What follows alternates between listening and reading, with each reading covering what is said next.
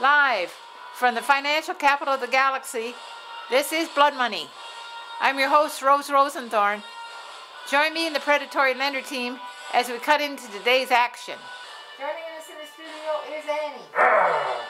And also, we will be talking with Chart, Jarbon, and Grand Kukoc. The markets have done quite well this week. Can you tell us more about that, Chart? Certainly, Rose. Now you can see that we've had quite a move in all the major markets this week.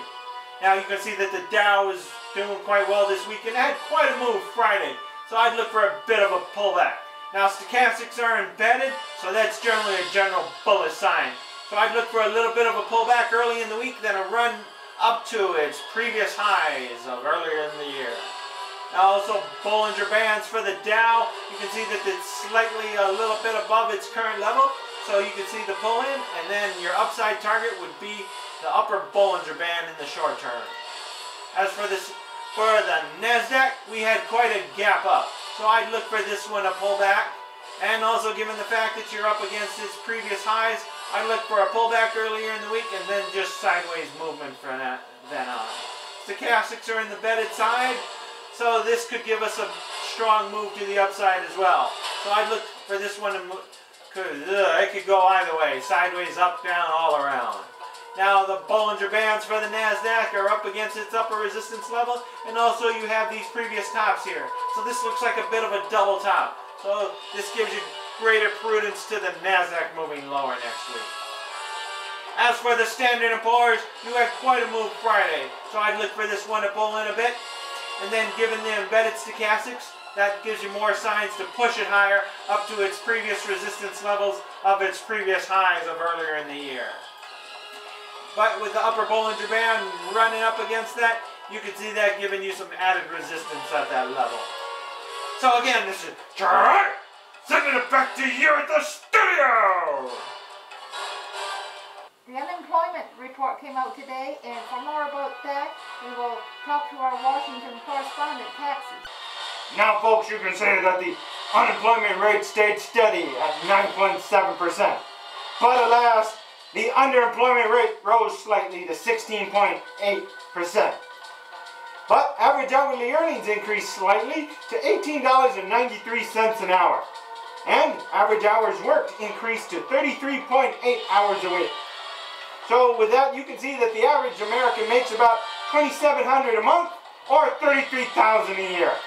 So for more on that, we talk to our special guest from Pirate Capital. We have Jack Sparrow and Tiger Financial's very own Catwoman. Now again, this is Jarbon from the Predatory Lending Network. Now we're here with Jack Sparrow from Pirate Capital. Now Jack, the employment report came out today and employment was steady at 9.7%. Now how do you think that was, with the snowstorms and stuff? I think the snowstorms brought us back a little bit of good luck, you see, because, well, all those people that didn't have any money decided to go skiing, but, well, since the job rate didn't go down any and then probably went up a little bit, we hired more people to go save those people that were going to jump down the snow and probably go where they weren't going to come out somewhere. So, we got more for our buck, if you were to say. And, well, I threw a little gold out there and they all went searching, so we're all gold, I think. Now, Jack, there's concerns that if we start seeing an uptick in employment, the Fed will want to raise interest rates. Now, what is the likelihood of jobs increasing and the Fed being pressured to raise interest rates? Very likely, like they've always done before, sir. We're still in debt, and yet they want more money to put us more in debt. This isn't making any sense to me. How do we keep borrowing from money we don't have to borrow? Quite confusing.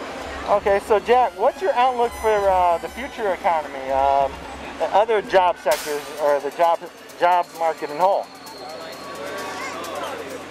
Well, I can really only speak for the president at the present moment. It's pretty damn good. That's what I would say. It's rising every day. Now we're here with Catwoman from Tiger Financial. Now, the unemployment report came out steady at 9.7% this week. Now, how do you feel the unemployment's affecting you guys at Tiger Securities? It's not affecting us at all.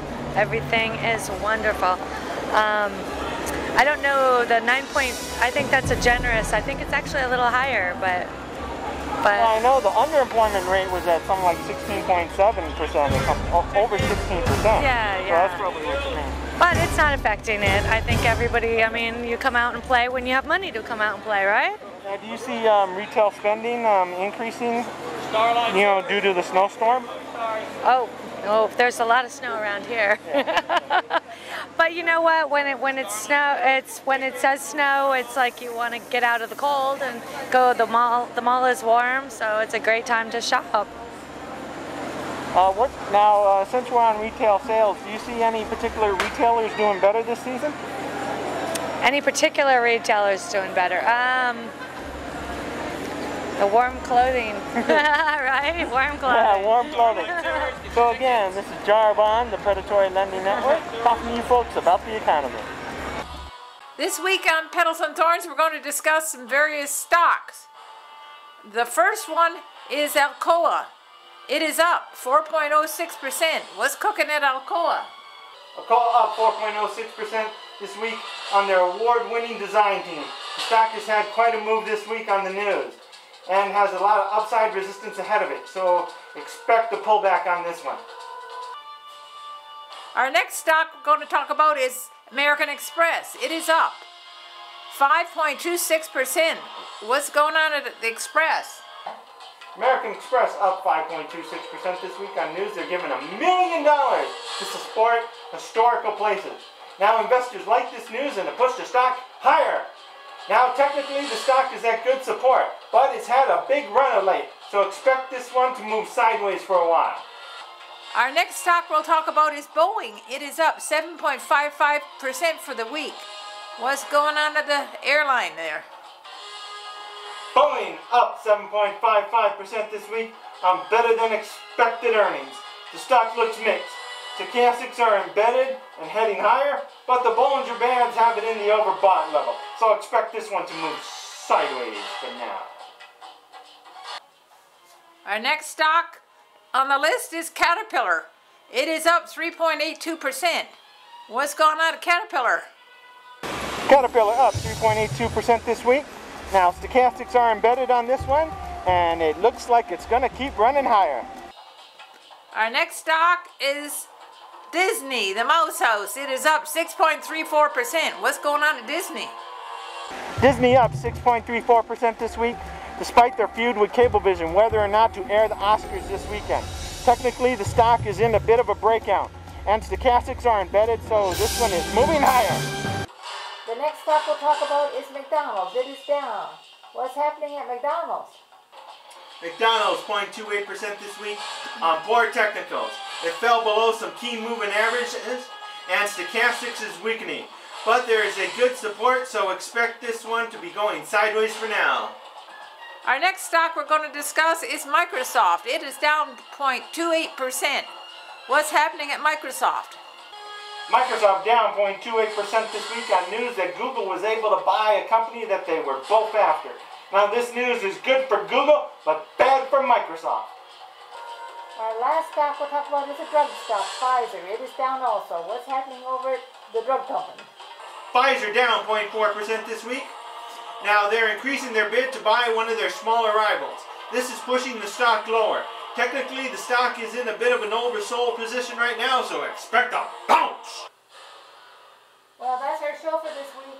Hope you enjoyed it. If you did, give us 5 stars. We'd like to hear that. You take care, and everyone have a good weekend. Happy hunting.